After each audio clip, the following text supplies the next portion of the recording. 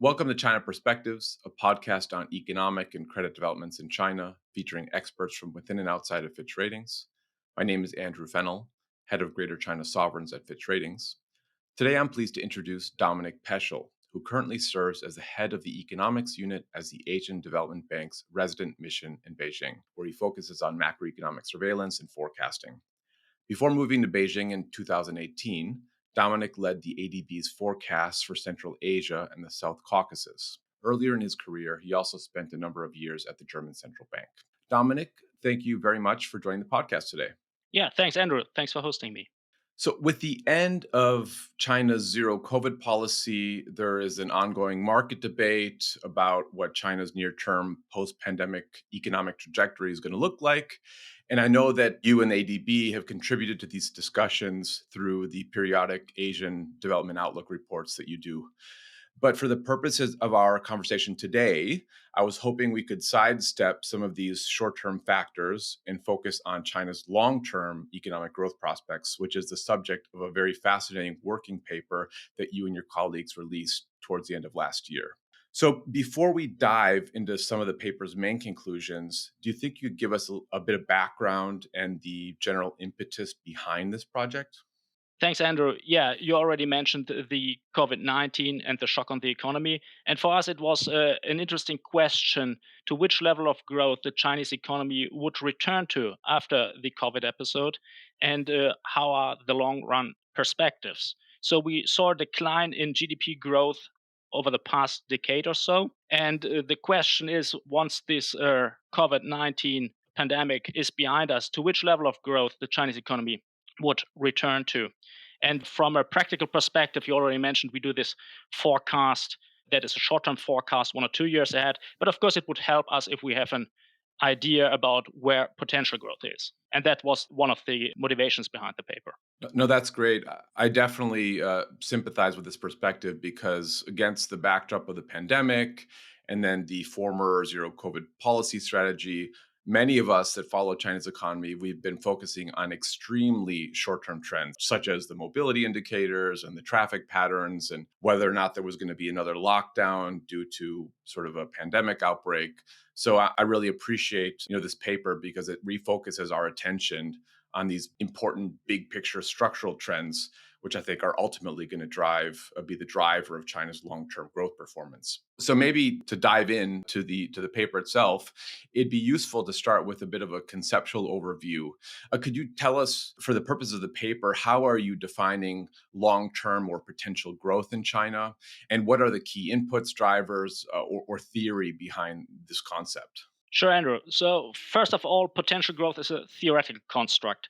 It's an estimate of potential or it's an estimate of output that an economy would have produced if labor and capital had been employed at their maximum sustainable rates. So, this already tells you theoretical construct is something that you can't observe. So, basically, you would need to develop an estimate of that. And this estimate would need to be consistent with steady growth and stable inflation, which is part of the concept of potential growth.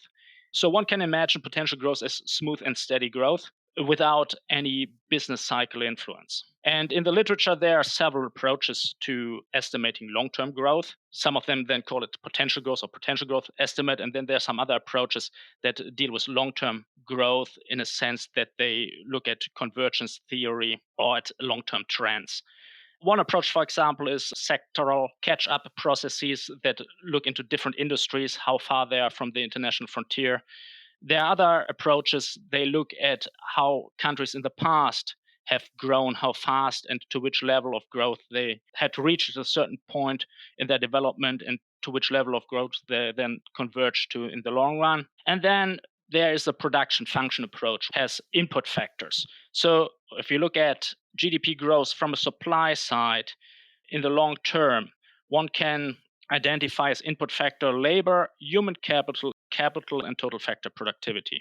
The issue is that you would need to have an idea about the development of each input factor and then later to combine them into one function, which then would yield the GDP growth. So we would need to calibrate a production function that fits the growth rates from 2001 to 2019. And then we have a result for that. And in a second step, we would then develop an estimate of the future potential growth. Okay, so maybe just to clarify very briefly, this concept, you are not trying to arrive at a growth forecast for the next 1 or 2 years. It's a theoretical concept that is helping you approximate what you think the economy might grow at over a much longer period of time. Correct. This is a concept that can be used for the next 1 or 2 decades. One could even try to do a longer time horizon, but of course, the longer it gets and the further out you are, the bigger the impact of a small deviation from the trend. For policymaking purposes, 1 or 2 decades are already quite a bit if you have an idea about how growth could evolve. And is that the time horizon that you used in your study as well, 1 to 2 decades? Yes, this is what we use. We use forecast up 2040. We start with the growth specifying the function from 2001 to 2019. We stopped in 2019 because in 2020 we had the impact of COVID. And in terms of estimating and fitting a function, we didn't want to have the distortions from COVID in the estimate. So therefore we started in 2020 and then went up to 2040. Okay, that's great. Thanks for that background. And I know you mentioned this already briefly just a few minutes ago, but could you summarize briefly sort of the approach that you and your colleagues at the ADB took in estimating China's long term growth potential in your study? And also, what were the results? Yeah, that was the second step that I mentioned. Once we had this production function, we would then estimate the trends of all the input factors. And then with that, we would derive at an estimate of potential growth over the next 2 decades. And we have for the labor, human capital, capital, and total factor productivity. And for each of these, we would get an estimate of their long term trends. For labor, which basically is proxied by the working age population. It is comparatively simple because you know demographics, and the people that are in the labor force over the next 15 years must be born already. So you have a good idea how this looks like, in particular since we have updates with the 2020 census. And then human capital, there's also some estimation work to do where we need to look at the educational attainment and the returns to human capital. We develop an index, and the growth rate of this index is then the contribution of human capital to growth. And then we have capital. Capital is very complex to estimate because of the capital stock. So in the production function, actually, it's not the investment rate that goes into that function, but it's the growth rate of the capital stock. And the capital stock is defined as a starting value plus investment each year minus depreciation. So the issue is not only the investment determines the growth of the capital stock, but also the depreciation and the starting value you choose. We had to go through some loops in order to specify that and get a reasonable result because in the literature there are deviating opinions how you should specify that and also what are the values on the capital stock. There's also a question if you should include the housing or if you should exclude housing. We discussed that in greater detail in the paper for those people being interested in the technical details. And finally, we have total factor productivity. Total factor productivity is productivity growth. And productivity growth, backward looking, is quite easy to determine because it can be estimated as the residual that cannot be explained by the growth in the capital, human capital, and labor. So basically, if you decompose the growth and then you know what the contribution of labor, human capital, and capital is, the unexplained part is the growth in total factor productivity. But this trick doesn't work the way looking forward because going forward, you don't have a residual because it is actually the potential growth you want to estimate. And since you don't have the potential growth in the first step because you need to estimate it, you cannot determine the residual. So you would need to develop a proxy, which we then did in the paper. And then with the proxy variables that we use in order to derive at the future total factor productivity, we can then fit a function that yields. But you asked me before about the results, and I might want to come back to that if I may. So the potential growth estimates for 2020 to 2025 is estimated as an average of 5.3%, and then it would gradually decline to 2% on average in 2036 to 2040. So there's quite some decline over the 2 decades. And as for the drivers of growth, we would have capital and total factor productivity. as the major contributors to potential growth in the long run. Interesting. So we already talked through some of the key model parameters, which you've discussed a bit in detail. And I certainly encourage everyone to download the full paper and digest all the nuances that have been presented there. But I guess for the purposes of our chat today, I thought we could talk about some of the parameters that are the most impactful. One is that certainly dominates a lot of media headlines and discussions about long-term growth in China is definitely demographics, and it's very hotly debated, especially after the census, the 2020 census, which you mentioned earlier in our conversation. So, could you help us understand the influence of China's demographic challenges on your own long-term growth estimates for China? Sure, thinking about the demographic impact on long term growth, there are two ways actually demographics affect long term growth. The first one is the obvious channel that if there's a decline in the workforce because there are fewer people in the working age population bracket, then the contribution of labor will decline. And actually, it has turned negative already in the 2010s, but it's only a slight drag on growth, while this effect will get much stronger, in particular after 2025. So if you look from 2026 to 2040, there is a much bigger drag on growth from the demographics. And this comes mainly from the shrinking working age population. But there's also a second channel, which is a more hidden one. If you think about total factor productivity, and within total factor productivity, we also include sectoral labor shift. So if you think about people migrating from low productivity agriculture into higher productivity services or industry, you would also have fewer people to migrate because of the demographics. If there are just fewer people can migrate from one sector to another. And this also then leads to lower factor productivity growth because this kind of migration is a part of our estimate of total factor productivity. So the boon that China had from people leaving rural areas and joining factories, that is already coming to the end, and that was for many decades a driver of growth and productivity. Exactly. That's what has happened. If you look at the early 2000s to 2010, there was a significant contribution from the sectoral labor shift. And this has declined already and will most likely decline further in the future. And as you said earlier, that's on top of the fact that the working age population has already peaked. Correct. Well, I guess this is a bit of an introduction to some of these demographic pressures. The second key determinant in the model that you guys have used in your study is capital deepening and investment. This is another hotly debated part of the Chinese economy. Some observers think that investment rates have been much too high in China for much too long. What is the thinking behind the assumptions that you've used for capital investment trends in China in the coming decades? And how does that impact your long-term growth estimates? Yeah, let me start with the impact on growth. Capital investment has a large impact on long term growth.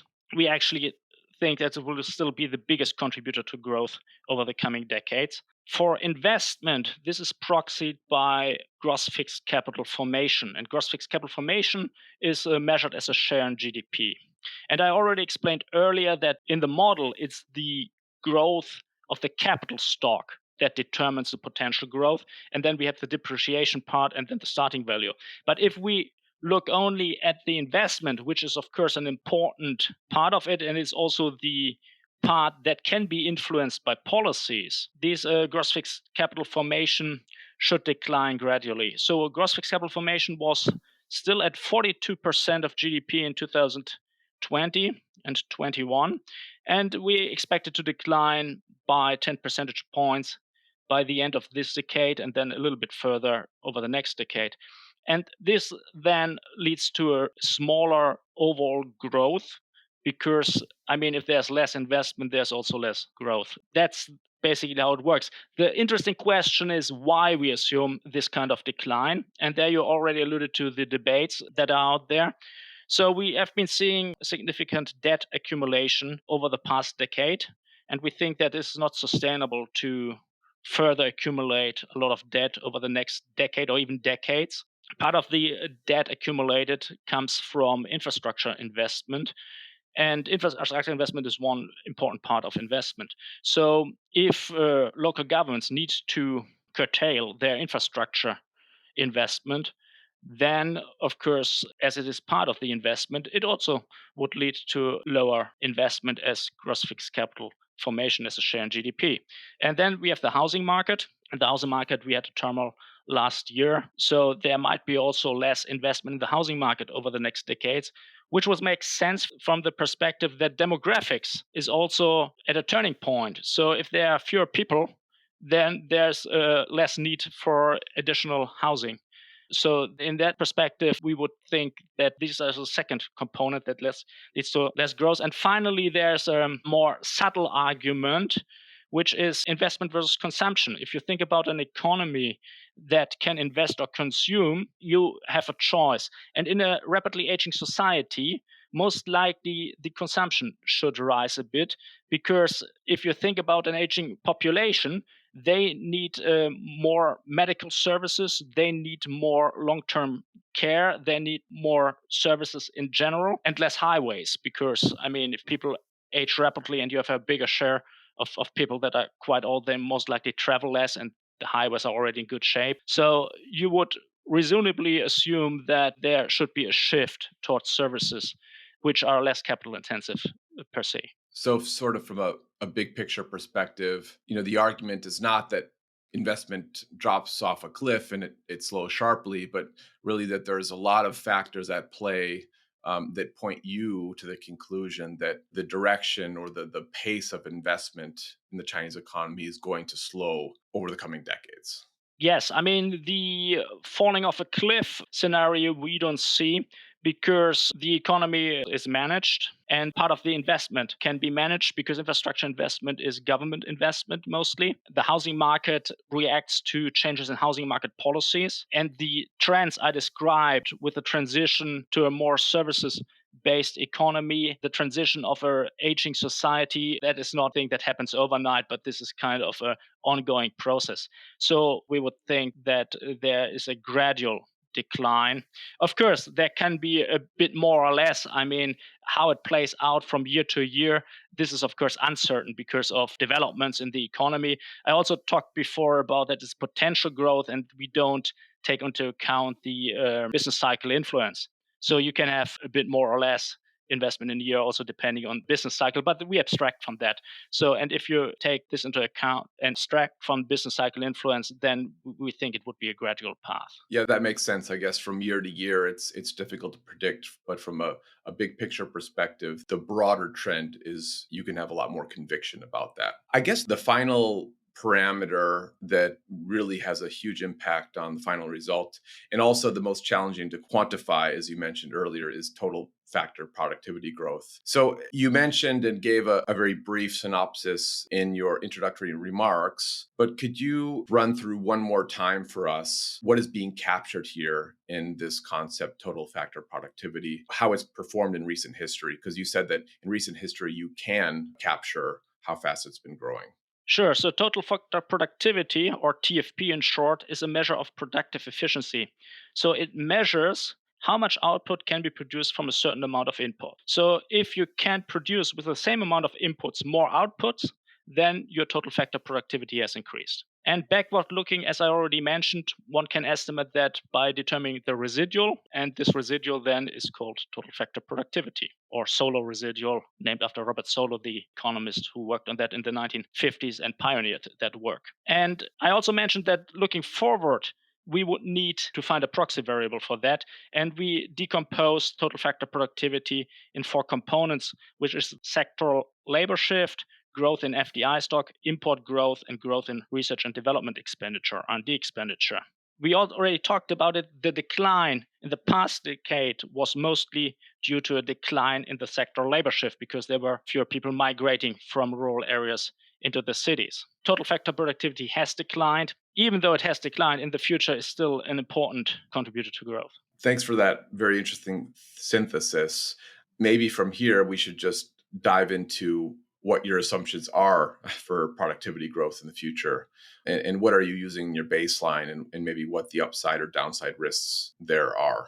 Yes. So in the future, total factor productivity will be mostly driven by R&D expenditure in our view. And I mentioned that we have these four components. There's growth in FDI stock and import growth that have moderated over time, and we would not expect them to pick up. So basically, those two components are there and they contribute a bit. And there are two left, which is the R&D expenditure and returns to R&D, and the sectoral labor shift that I talked earlier about. So on demographics, we talked already about it, and so there will be less contribution from this sectoral labor shift because of less people migrating from rural areas. The key component or the key question is how efficient R&D expenditure is. So research and development. Research and development, you can think about innovation, because if you do research and development, you want to invent new products, and new products then can lead to, or new methods, new materials can lead to higher productivity growth. But by its nature, research and development is uncertain, because if you do research and development, you don't know what's the outcome before, because otherwise it wouldn't be research and development. Basically, you invent something, and how valuable that is in terms of productivity, that is not known. I mean, first, there's a question on how valuable it is for a company. And then, since we look at the economy as a whole, there's also a question how valuable this research and development contribution is towards the productivity of the entire economy. So if it's kind of a breakthrough or if it's just a little add-on and nice thing for a specific company. Of course, on research and development and its contribution to productivity growth, you can have an assumption that can wildly deviate. Even if you agree on how the contribution is to the productivity of companies and firms, it's still not clear what the contribution is to whole economy growth, so to speak. Yeah, so it sounds notoriously difficult to forecast, and really, I guess maybe at its essence, what you probably want to see is economies investing more in R&D, and you just have to assume that at some stage some breakthroughs will happen that affect productivity of the whole economy. I guess the more you spend, the better, and from that sense. Yes, there's one thing about the quantity, and there's also something about the quality and where you invest.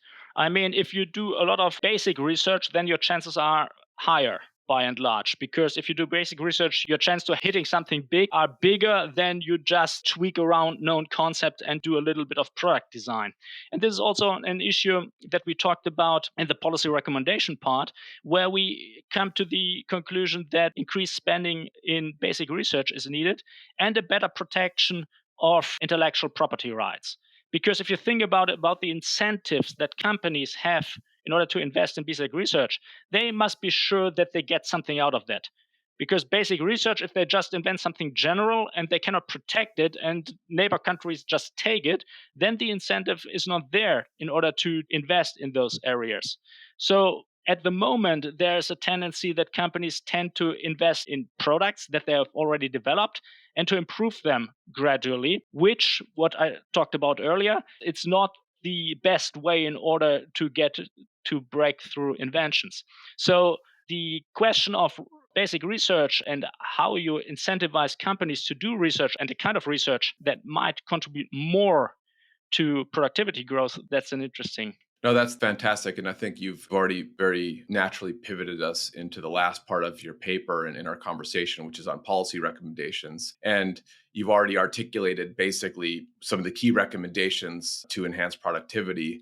So why don't we pivot now to the other parts of the puzzle that we talked about earlier, which is what can China do, or what do you recommend policymakers do with regard to the demographic and labor market challenges that China faces to offset some of these downside growth pressures? Sure. So, as I mentioned before, demographic aging is there and it's going to stay. And the impact of demographic aging on the labor force will increase over time. So, the adverse impact. So, mitigation measures are needed. If you think about demographics in the long term, in the very long term, what you would like to see is, of course, an improvement in demographics, but this would require more children, so higher birth rates. In order to get higher birth rates, you would need to support families and you would need to shift a lot of policy priorities towards families in order to lift the birth rate, which then, in the very, very long run, can improve your demographics. Don't forget, I mean, we talk about growth until 2040, and I mentioned earlier. So basically, the demographics until 2040 in terms of working age population is more or less known because we know the amount, the people born up to 2021, 22 now. Those people after 15 years enter the bracket of working age population. If you do the arithmetics, you are already in the year 2037, and we forecast until 2040. So these kind of demographics changes or shifts in the birth rate won't affect our forecasting anymore for the period, but it have an effect in the very long run. And I guess the second important point that we can learn from other economies around the world is that policy interventions don't necessarily lead to the results that policymakers are hoping for, empirically, at least in most places. Is that right? Yeah, that's correct. It's very difficult to get the birth rate going up again once it has fallen. We saw that in other countries, and I think there's also a nice chart on that in the paper where one can compare the kind of fertility rates for several countries. And it's a clear tendency that once it has come down, it's not picking up again. Maybe a bit and some fluctuation, but it's not really on an upward trend again. So that means that mitigation measures are needed. I mean, there is a rapidly aging population. One can deploy some mitigation measures in order to have less of an impact on the labor market. One of it is extending work life. So one can raise the retirement age so that people work longer. If people live longer, it makes naturally sense to also see them working longer in order to have a more balanced work life versus retirement life in terms of proportions. And in particular, it is important in the case of China that people work longer than their mid 50s. At the moment, the actual average retirement age is in the mid 50s. So it's not only extending the legal retirement age, but also people actually working longer. So you can easily imagine if somebody already retires in the mid 50s, he or she is not affected by an increase in the legal retirement age. And in order to reach that, there are also some improvements in the health conditions of the workforce needed. So if you do more occupational health services and disease prevention, people can work longer. And then there is also an issue about increasing labor mobility. We talked about demographic aging. We talked about less people migrating from rural areas. But if you have fewer people into the workforce, the ones you have should be deployed most efficiently. For people that don't know, there's a household registration system called HUCO in the PRC, and this is linked to some of your social benefits. And so you would loosen some of these restrictions of people then moving to other areas where they are needed more. And finally, last but not least, raising female workforce participation is also a measure. So this female workforce participation rate has fallen over the past years, and a possible measure includes strengthening equal employment opportunities, increasing maternity leave, and improving support for childcare, elderly care, and single mothers. So there are some aspect of social policies coming in as well. So the mitigation measures is kind of a broader approach that you use some adjustments in the legal retirement age, you work on the health conditions and health care, you raise the female workforce participation, and you increase labor mobility.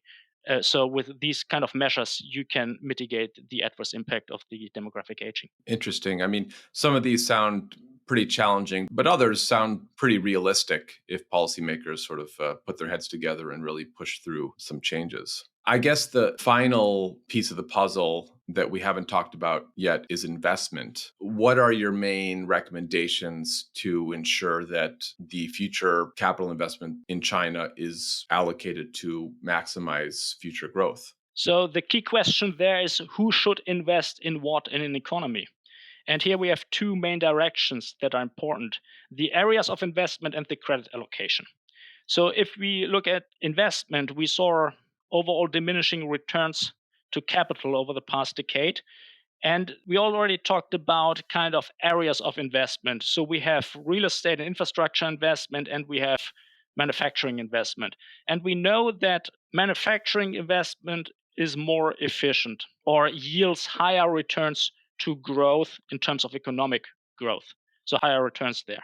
So that means manufacturing investment should be pursued further.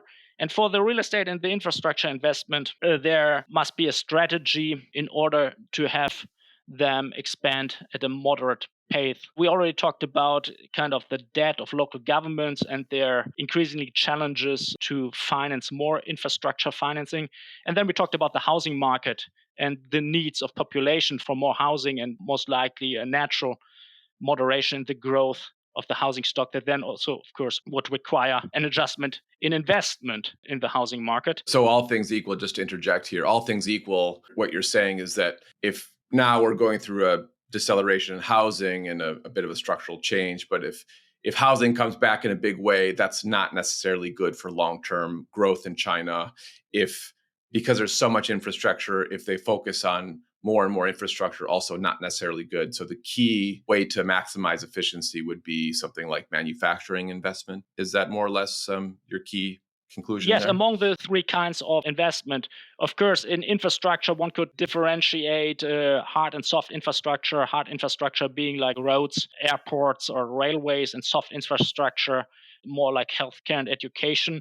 But then it's also the question, how is this accounted for? So if you build a hospital and the hospital building, it's a kind of investment. But if you hire nurses and doctors in order to work there, that is not counted as investment, as a consumption. There might be also a kind of natural shift in what you need and how you should balance actually investment and consumption in kind of accounting terms. So it's quite obvious that doesn't help to build like 2 or 3 hospitals if you don't have the doctor and nurses to run them.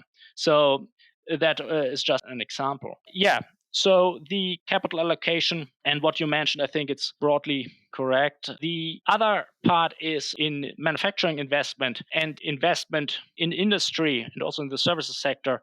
Who should get credit in order to do something? We just discussed the areas of investment, but it's also important who should do the investment and what kind of preferences they have. And here we would recommend to shift away credit from SOEs more to the private sector and shift away bank credit from big companies to small and medium sized and micro businesses. There are reasons behind that because we can see in that a lot of industrial SOEs, they are loss making. They might have to exit the market in case there are reforms because it doesn't make sense to indefinitely sustain them with credit because credit needs to be deployed productively. And the other thing is that the small and medium enterprises, they have challenges to get bank credit because the bigger companies usually have better collaterals. But these small and medium sized and micro business, they're very important for employment. And they're also very important for services delivery because a lot of them are in the services sector. You want to transition towards services, as we discussed before. So having more credit going towards them would facilitate that development. Great. Thank you very much for all of these insights and these important policy recommendations. And I encourage anyone who wants to dive into some of the details on this topic to download the paper from the Asian Development Bank website. Dominik, do you mind telling us the entire name of the paper just in case folks are having trouble finding it? No, sure. It's the long-term growth prospects of the People's Republic of China. Okay. Thank you very much for your time today. Thank you, Andrew. You've been listening to Fitch Ratings China Perspectives podcast. To learn more about our ratings and research on China, visit us at fitchratings.com. Please subscribe via iTunes, Spotify, or wherever you get your podcasts. Fitch Ratings does not provide policy advice. Any policy recommendations provided in the course of this podcast represent those of external parties.